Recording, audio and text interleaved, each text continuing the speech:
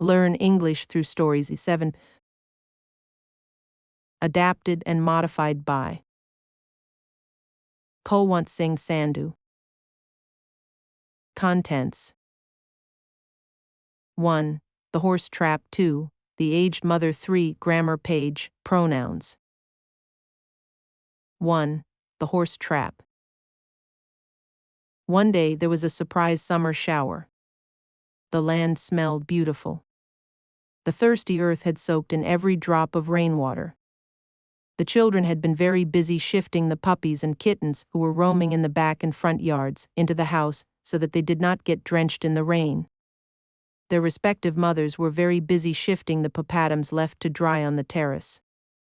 Summer is the season when, under Grandma's leadership, pickles and papadums were made. Meenu started a calculation.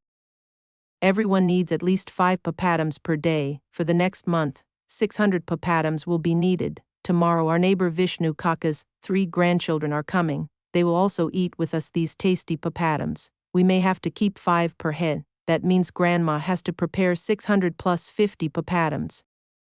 When Grandma listened to Meenu's mathematics, she laughed and said, "Don't calculate that way. It may be true today that we will all eat 5 papadums a day, but this may not be true for every day. After eating papadums for 3 days, one may get bored. There is a wedding in my brother's house, and we all might go there, so we may not eat any papadum those days. The way you are calculating reminds me of the man who calculated the number of horses once in England." All the children immediately gathered around her. "Oh, Grandma, you must tell us this story of how the horses were counted." So Grandma had to stop what she was doing right there and tell them the story.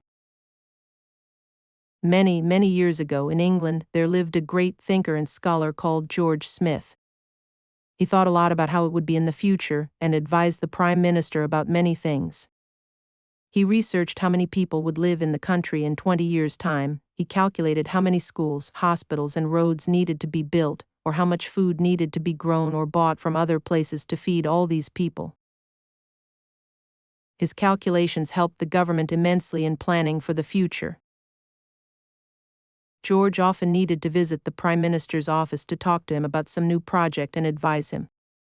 One day the Prime Minister invited him for a meeting, so he hopped into his horse carriage and set off for the office. Now George was always deep in thought and rarely noticed what was happening around him. Today too he sat in his carriage thinking about farms and ships and houses. But suddenly his carriage stopped with a jolt and he was shaken out of his thoughts. There was some commotion on the road and all carriages had stopped around him. Normally George would have just sunk back into his thoughts again, but today something stopped him. A horrible, strong smell. A smell that hung in the air and made you cover your nose with a hanky if you were not a scholar wrapped up in your own world. Today, somehow, George was not able to disconnect himself from what was going on around him. The smell kept wafting into his nose and taking his mind away from the problem he was tackling. He called out to his coachman, "Hi John, what is this extraordinary smell?" John the coachman was used to his master's absent-minded ways, and he replied briefly, "Horse dung." Horse dung. Now that was something George had never given a thought to. Somehow, he could now think of nothing else. Soon his carriage pulled up in front of the Prime Minister's office. But George kept sitting inside, lost in thought. Finally, John tapped on the window to tell his master that they had reached their destination. George walked to the visitor's room still thinking. He was there, reflecting on horses and their dung, when the Prime Minister's secretary came to meet him. Now Adam, the secretary, was not as learned as George, but he was very sharp and intelligent. He greeted George and said to him apologetically, "The PM had to make time for another important meeting, and will be late in seeing you. I hope you don't mind waiting." George kept staring out of the window, watching yet more horse-drawn carriages rushing up and down the road. Thinking he had perhaps not heard him, Adam cleared his throat and repeated loudly, "Mr. Smith, the PM." "Yes, I heard you, Adam," George mumbled. Worried that this great thinker of the country was in some trouble, Adam asked gingerly, "Is something bothering you? Perhaps I could help." George looked at him excitedly. I just looked into the future and realized we will all die in about 100 years. Our country will be destroyed, and our way of life gone forever. And do you know why? All because of horses and their dung. Adam stared at George, puzzled. Surely he could not be serious? George continued, see, now we use horses as the principal mode of transport in the country. They are used to draw carriages in the king's stables, even in the farms. Adam nodded. This was true.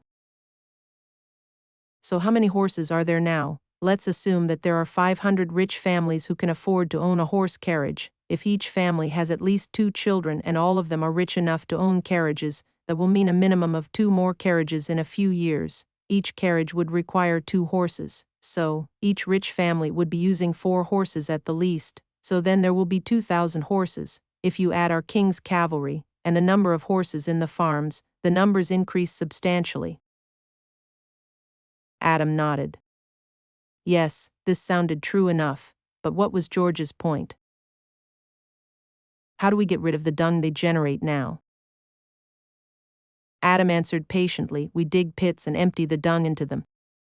George nodded. Now that's my point. Imagine the scene 100 years from now. 2,000 horses would have increased to 400,000. Given the way the population is increasing, this will mean more dung. And what will we do with all this dung? Humans will need more space and houses and farming to sustain themselves. Where will we find open land to dig up and bury the dung? It will lie unattended everywhere and cause horrible diseases. If they make their way into the water sources, it will be even worse. We will end up poisoning ourselves and our environment. We will become sick, and our country will become poor just by tending to so many sick people. And finally, our way of life will just die out, as we all will, all because of horses. Adam sat and thought about this for some time. George's thoughts and the grim picture he had painted of the future were scary indeed. But here Adam's practical thinking kicked in. What if things did not work exactly the way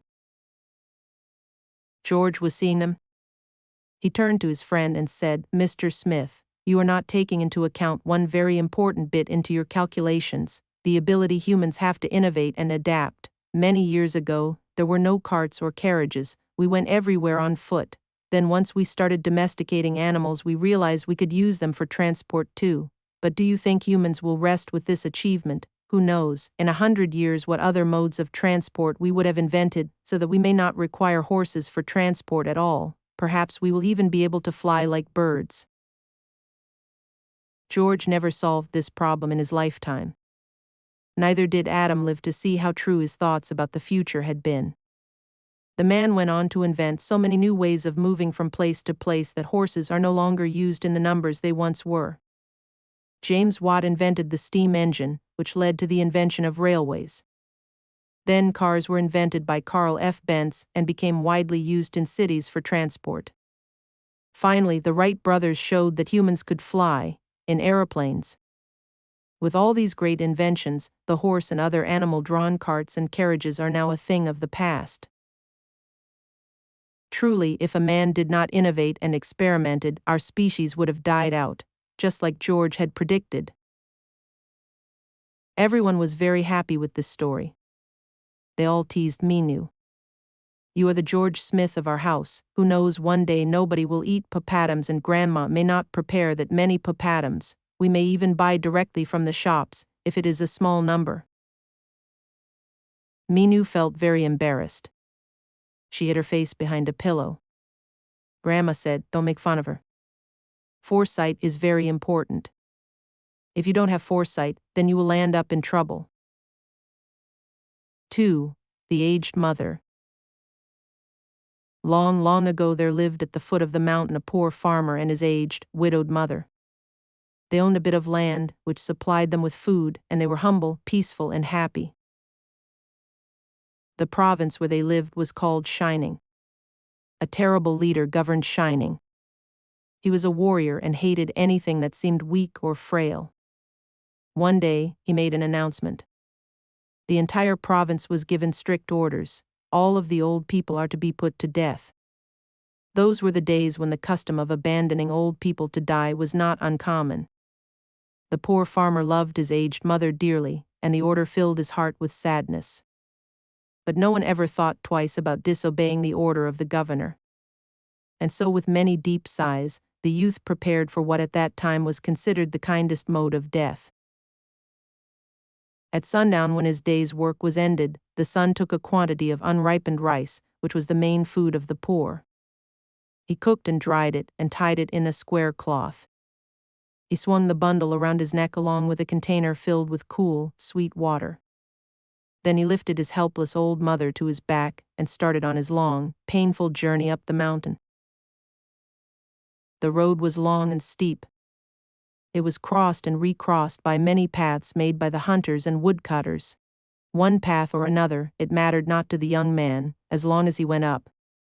On he went, ever upward towards the high bare top of what is known as Obatsayama, the mountain of abandoning the aged. The eyes of the old mother were not so dim, but they noted the reckless hastening from one path to another. Her loving heart grew anxious. Her son did not know the mountain's many paths, and his return might be dangerous for him, so she stretched forth her hand and snapped the twigs from brushes as they passed. Then quietly dropped a handful every few steps of the way, so that as they climbed, the narrow path behind them was dotted at frequent intervals with tiny piles of twigs. At last, the summit was reached.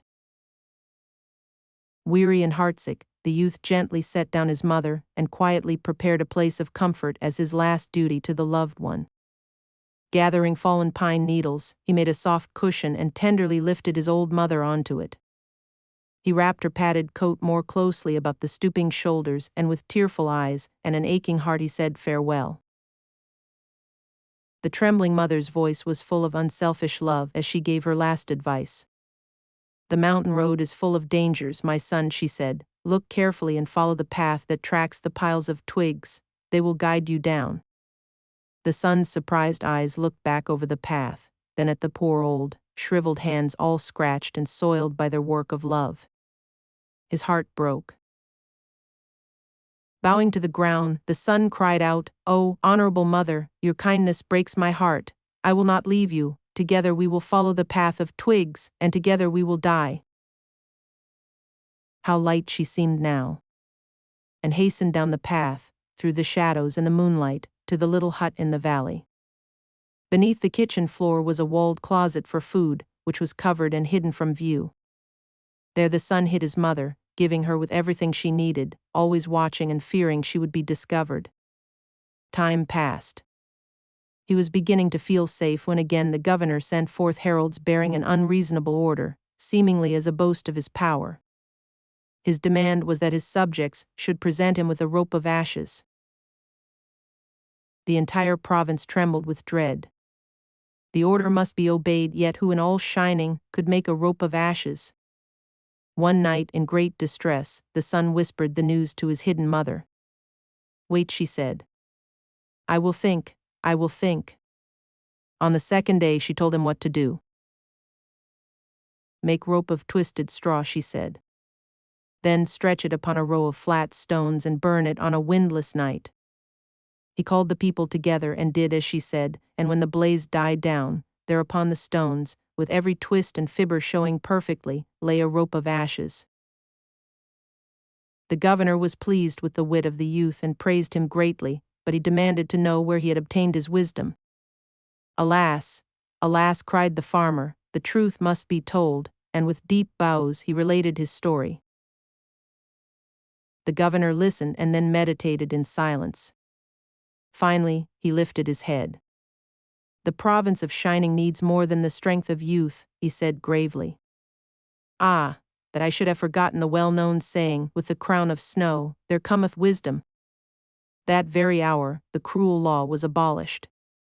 And the custom drifted so far into the past that only its legend remains. With the crown of snow, there cometh wisdom. As a person gets older, they become wise. 3. Grammar page.